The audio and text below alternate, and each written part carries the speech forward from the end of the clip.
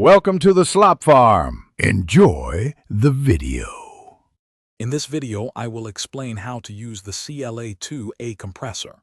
This iconic optical compressor is celebrated for its incredibly smooth and warm character, adding a beautiful sheen to your audio.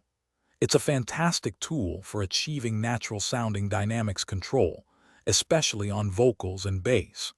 We'll dive into its simple yet powerful controls, helping you integrate its unique sound into your mixes with confidence and ease, making your tracks truly shine. Let's explore the CLA-2A straightforward controls.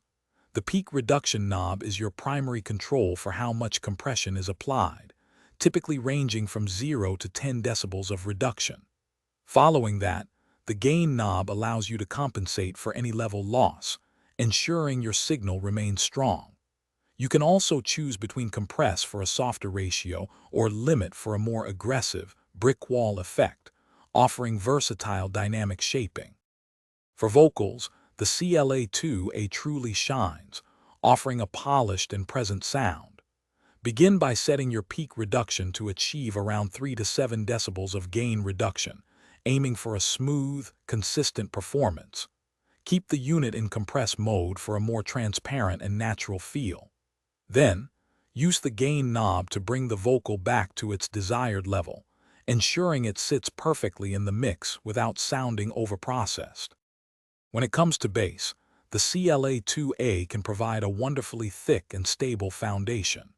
Aim for 4 to 8 decibels of gain reduction to achieve a solid, consistent low end.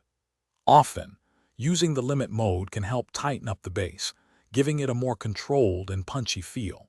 Remember to use the gain knob to ensure the bass has enough presence and sits firmly in the mix, providing a powerful anchor for your track.